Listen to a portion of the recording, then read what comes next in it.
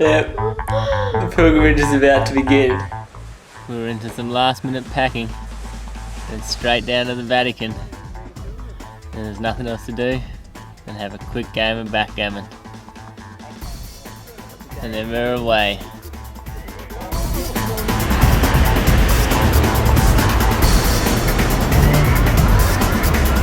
We presume it's around this structure. There's a fellow pilgrim up ahead. Maybe I'll follow him. But really, we didn't have a clue where we were going. Already walked 2,000 kilometres and learnt absolutely nothing. It was yesterday without a map. For a park to sit down and have a rest. And we figure we have the road to Tivoli.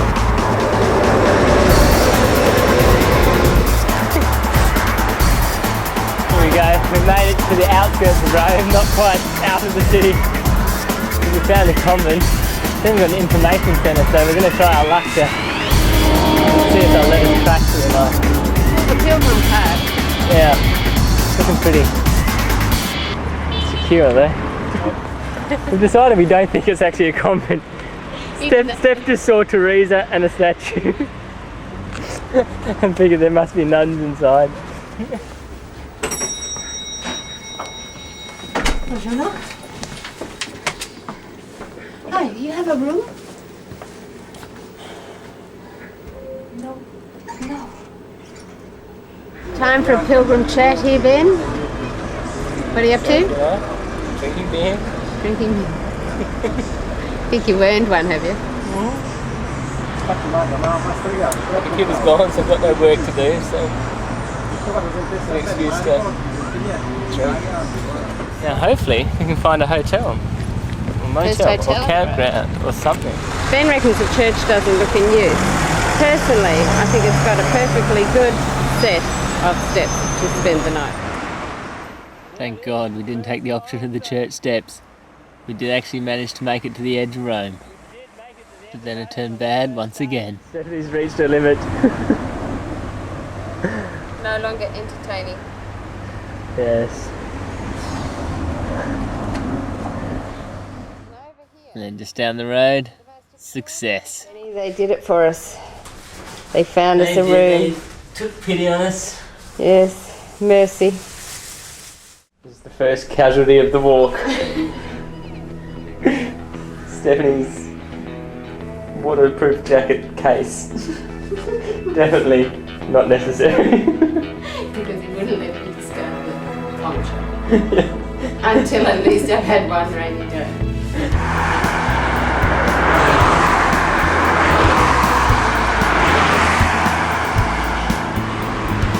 Well, this is one of the main problems with old European towns. Often they're built on the top of a bloody hill. So it is Tivoli. Go hire a car and come back and get me. I don't need to die for it. Yep. Stephanie's decided climbing hills just isn't for her. She's sticking out her thumb for the last kilometre.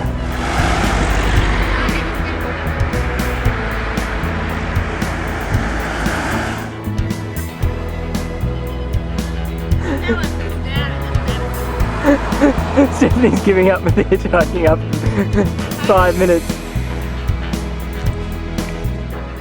It was a struggle, but we made it.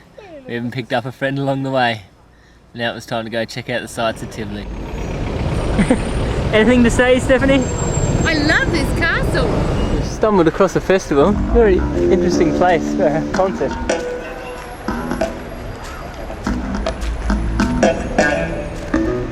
In the ruins, with the castle as the backdrop. Can't get much better than that.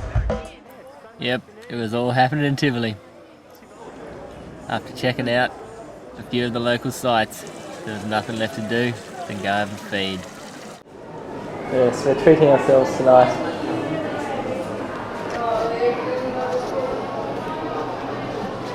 Beautiful dinner. Tivoli's turned it on. Cheers, Tivoli.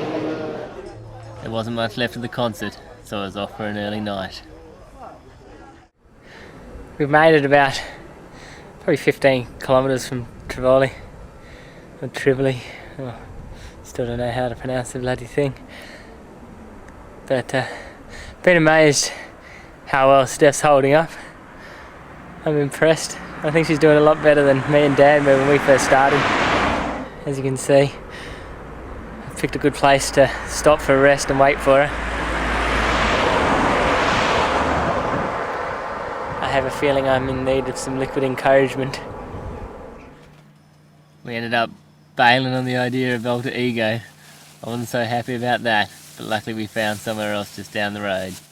And it all ended up for the best. The restaurant have taken great pity on us and offered us their veranda. Sleep over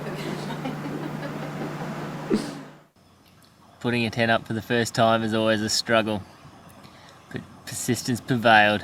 We made it in the end. Thank God for that.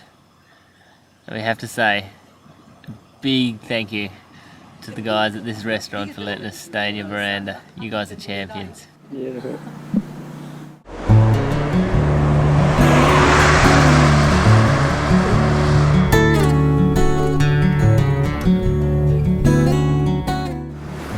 This is definitely a photo opportunity that can't be missed.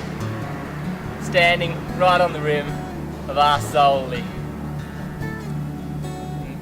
Interested to see what kind of pasta they have in here. I'm thinking our Solely marinara for lunch. Sounds great. Stephanie's looking exhausted. It's time for lunch. 12 kilometres, no breakfast. Yep. What kind of pasta shapes do you reckon they have in our Solely? What kind of what? Pasta shapes. I don't know, but why does it say Bosnia-Herzegovina? Because that's probably a sister city, I would say. It's wishful thinking. I've already crossed the strait and I didn't know.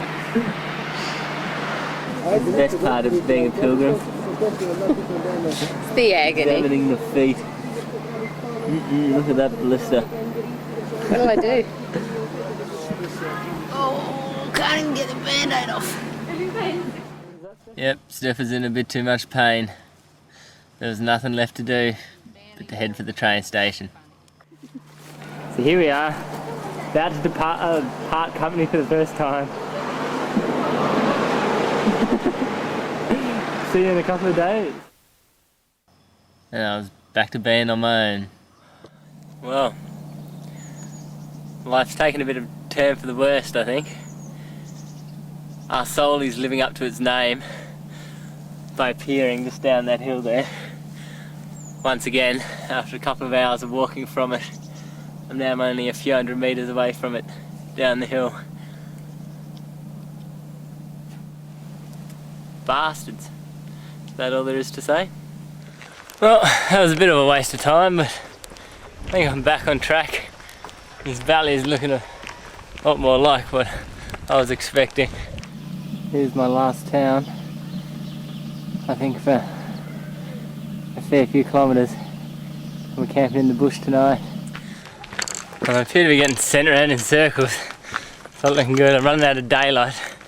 I know this valley back here is the one that I'm meant to be taking, but I can't seem to get down there. So it's going to be back to town and try again. I found myself a friend.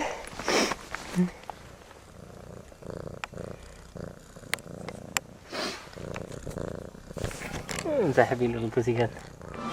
Well, my little black friend must have been pretty good luck, because after I found him, Emilio pulled up in his four-wheel drive and found me. Offered me a nice warm meal, some homemade wine, and even a bed for the night. What an absolute champion. Here we got another beautiful sunrise. You can see my refuge for yesterday evening. Emilio pulled up in his four-wheel drive. It's funny, I hadn't even talked to Emilio beforehand. I just talked to his friend, and his friend must have told him what I was doing. So without even having met me, he decides that I can stay at his house. So yeah, he pulls up in his four-wheel drive and invites me back for the night. It was awesome. Had a great feed, and now I get to enjoy this in the daytime, in the morning. It was just meant to be.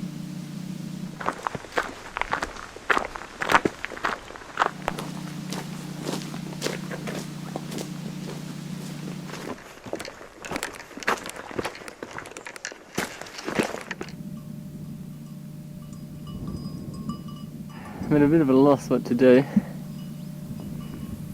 My road splits. According to the map,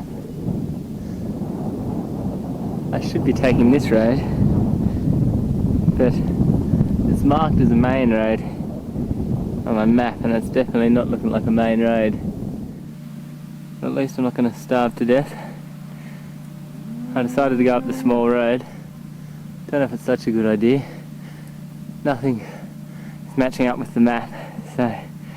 But there is a little house here, so I've got food and I've got shelter.